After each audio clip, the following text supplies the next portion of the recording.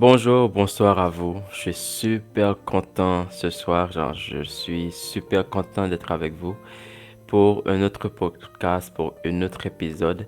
Et j'ai l'honneur de vous dire que la première saison vient de se terminer.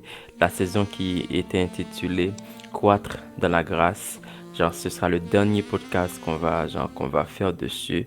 Et merci à vous tous. Merci pour les feedbacks. Merci pour les commentaires. Merci pour les partages. Merci pour tout.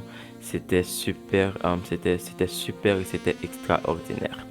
Merci à vous du fait que vous allez rester avec nous dans la lecture des textes sacrés, des textes d'Ellen White. Et merci du fait que vous allez m'encourager et aussi me dire, voilà ce que vous pensez et que dans les prochains podcasts, on pourra, plus discuter et plus parler. Maintenant, c'est super important pour moi les commentaires, puisque dans les commentaires, je prends des trucs et je les mets dans les prochains podcasts. Donc, si tu as quelque chose à me dire, dis-le moi. Et puis, je le mets dans le prochain podcast. Je commente l'affaire.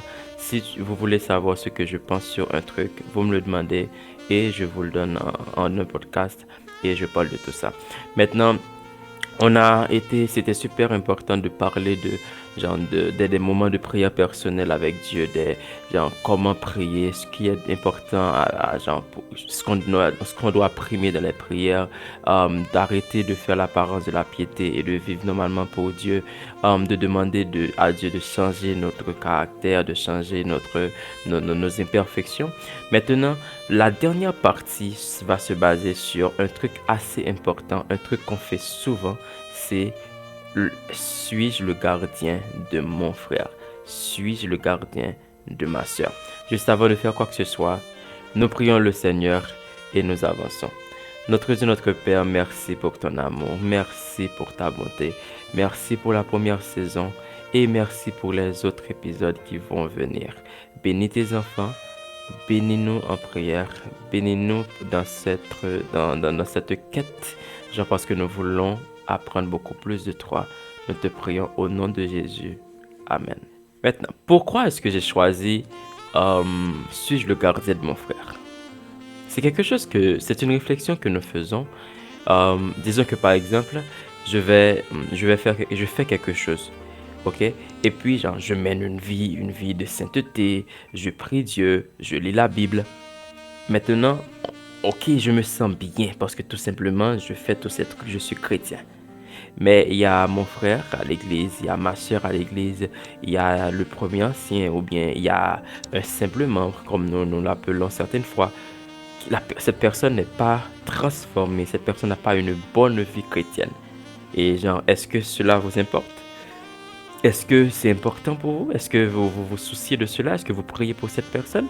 Donc, quand c'est pas important pour nous comme ça, quand disons que par exemple, il y a les sujets de radiation, oui, on lève la main, qu'est-ce qu'a voté? Moi-même, qui compte? Personne ne va lever main parce que tout simplement, on est prêt à donner les sanctions, on se sent confortable à donner les punitions.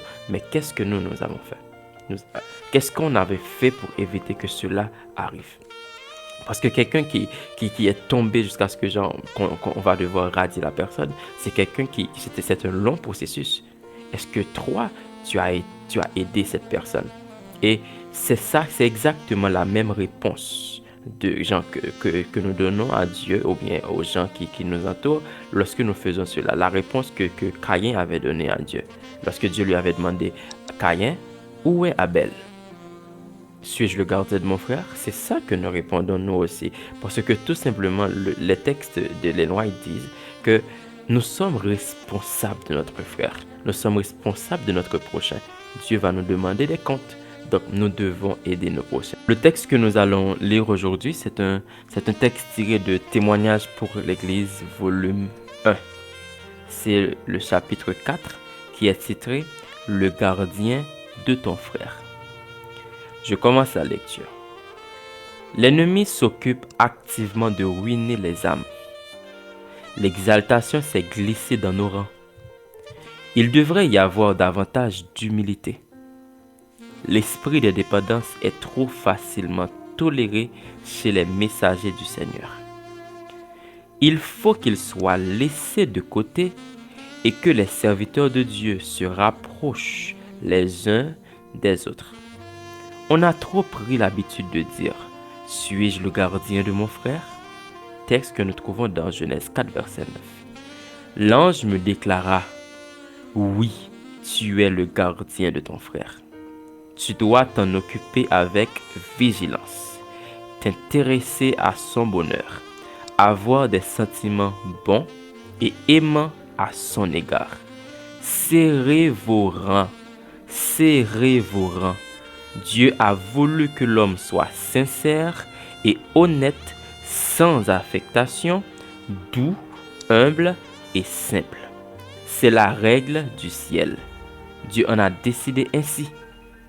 Mais l'homme misérable et fragile a choisi de suivre son propre chemin et se préoccupe avant tout de lui.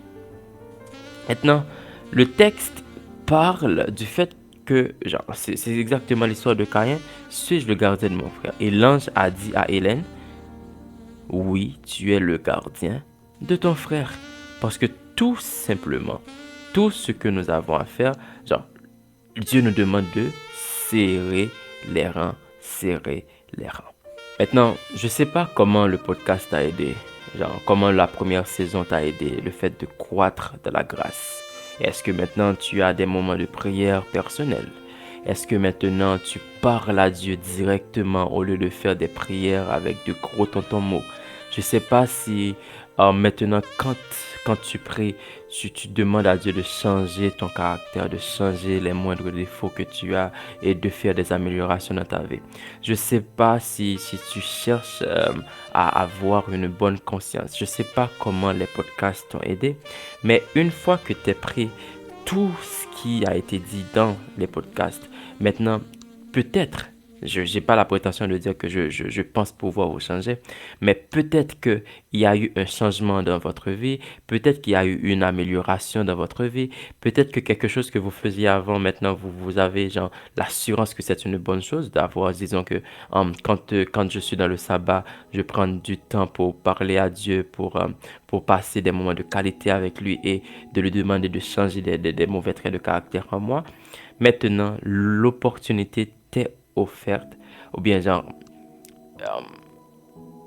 la responsabilité, tu l'as maintenant. De faire quoi? De tout simplement aider quelqu'un à devenir comme toi maintenant tu es. C'est pas que tu es parfait, c'est pas que maintenant tu es bon, tu es chrétien fin rêvé, mais c'est que tout simplement tu as compris quelque chose de nouveau et la responsabilité que tu as, c'est de prendre quelqu'un, de l'emmener vers Dieu et de permettre à ce que cette personne puisse opérer ou bien réaliser les mêmes changements ou bien plus encore, dans sa vie chrétienne. Parce que l'on veuille ou non, on va pas être sauvé tout seul. Oui, on est appelé à prêcher les gens qui sont pas encore chrétiens, à leur dire que ok, voilà, il y a un Dieu merveilleux, il y a un Dieu bon, le Dieu que je sers est un Dieu miséricordieux, lent à la colère, c'est un Dieu qui fait droit aux opprimés, c'est un Dieu qui tout ça, oui, mais aussi tu es responsable de ton frère qui est à l'église. Si tu vois que la personne fait quelque chose de mal, tu peux pas juste dire que bon, ça garde moi. Oh, et pas même. Ou bien, regardez ça l'a fait. Et puis tu commences à juger. Mais de un, tu pries pour la personne. De deux, tu fais de ton mieux pour aller voir la personne. Pas que tu vas juger la personne, mais tu fais de ton mieux pour toucher la personne, pour lui parler avec amour afin que cette personne puisse changer de comportement. C'est là que nous nous arrêtons. J'espère que vous allez écouter ce podcast avec sérieux et essayer de changer le plus de gens que possible, d'améliorer la vie de plus de gens que possible dans votre entourage. Nous prions le Seigneur. Merci notre Dieu, notre Père, pour ton amour. Merci pour ta bonté. Merci pour ta parole. Merci du fait que tu vas nous aider à cultiver ces paroles. Nous te prions au nom de Jésus avec foi et assurance. Le vivant, le régnant de maintenant et au siècle des siècles. Amen. Merci à vous. Merci pour votre écoute. Donc nous sommes le gardien de notre frère. Un bon entendeur s'aligne. Que Dieu vous bénisse.